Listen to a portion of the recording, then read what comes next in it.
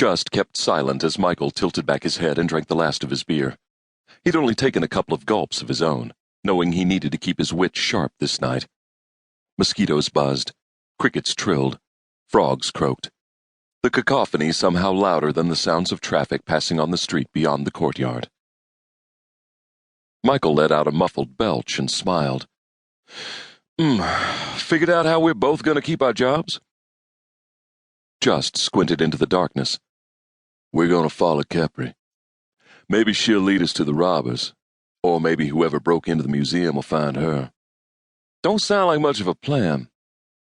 His gaze narrowed, and he shook his head. Didn't he know it?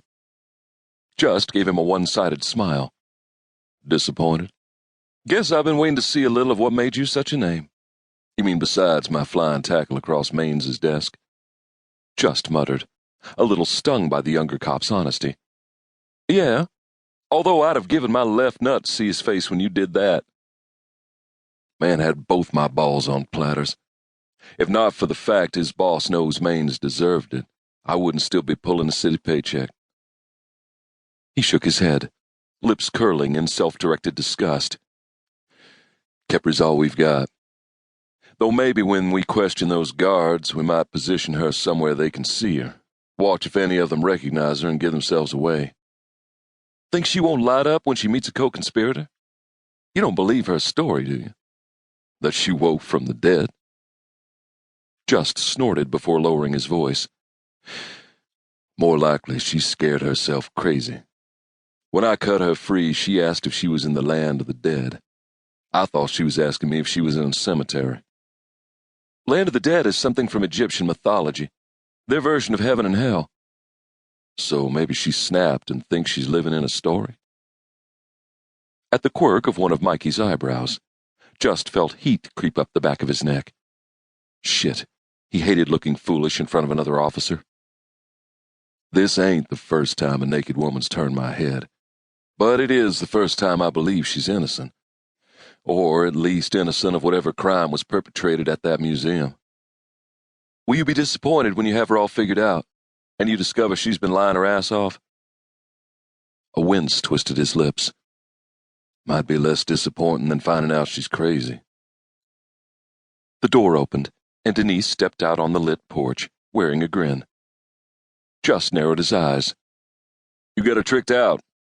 She has clothes, Denise said, stopping beside him.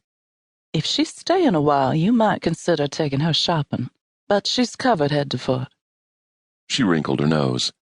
Sorry about that. Good Lord, was his attraction that transparent?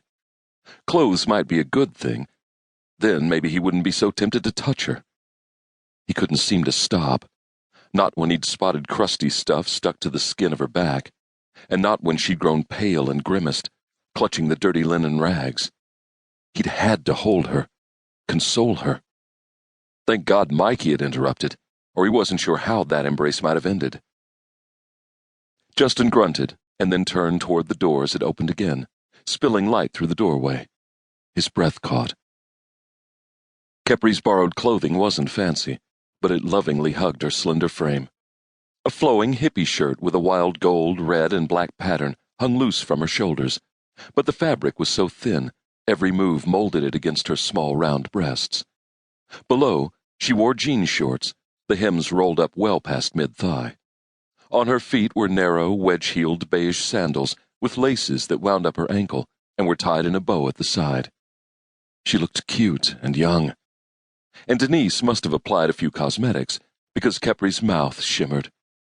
Her hair she'd left alone, but it was dry and looked soft as silk, falling past her shoulders to curve at the tops of her breasts. Cleans up nice, Michael said, wry humor in his voice. She got more to wear? Just asked, his voice strangely hoarse. A nightgown and a pair of slacks, 2 more tops. Denise tilted her head way back to give just an innocent smile. All loose-fitting and elasticized, 'cause she has an itty-bitty waist, which I hear you know all about. What the hell?